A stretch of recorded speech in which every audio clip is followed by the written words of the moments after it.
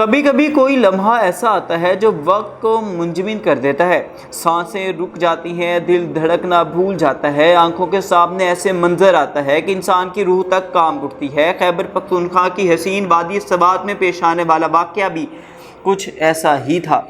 وہ صرف ایک حادثہ نہیں، وہ ایک زندہ، کھلی اور بے رحم موت تھی، ایک اجتماعی سانحہ جو دریا کی موجوں سے نہیں، ہمارے نظام کی مجرمانہ غفلت سے پیش آیا۔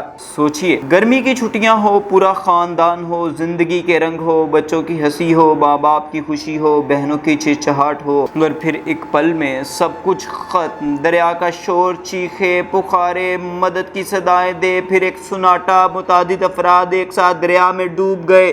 یہ وہ لمحہ تھا جب دریا کے کنارے زندگی اور موت کی کشمکش چل رہی تھی۔ ناظرین، یہ صرف ایک کالم کی تمہید نہیں، یہ ایک چیخ ہے، یہ ایک احتجاج ہے۔ وہ سیاح بے بس چیختے رہے، بلبلاتے رہے، وہ بہتے پانی کے رحم و کرم پر تھے، وہ انسان تھے، پاکستانی تھے، سیاح تھے، مگر ان کی کوئی مدد کو نہ آیا۔ خیبر پختونخوا کے ضلع سوات میں پیش آنے والا یہ المناک واقعہ محض ایک حادثہ نہیں تھا، یہ وہ حکومتی نااہلی، بے حسی اور بے درد نظام کی وہ خونچکا داستان ہے جو ہم سب کے دل کو چیر کے رکھ دیتی ہے۔ پنجاب اور خیبر پختونخوا سے تعلق رکھنے والے 18 افراد دریائے سوات کی طغیانی میں گھنٹوں مدد کی آس لگائے پانی میں پھنسے رہے۔ وہ امید کرتے رہے کہیں سے کوئی آواز آئے گی، کچھ ہاتھ بڑھے گا، کوئی ریسکیو ٹیم، کوئی کشتی، کوئی ہیلی کاپٹر، مگر کچھ نہیں آیا۔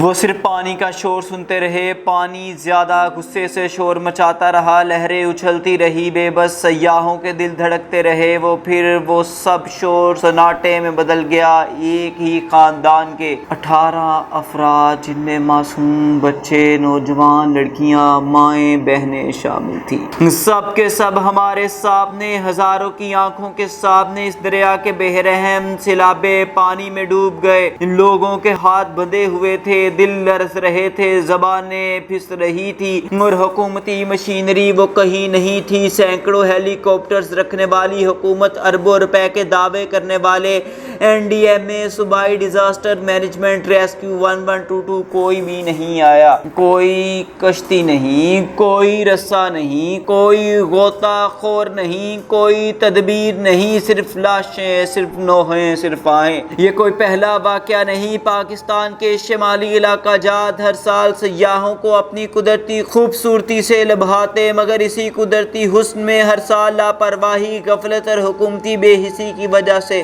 درجنوں جانیں ضائع ہو جاتی۔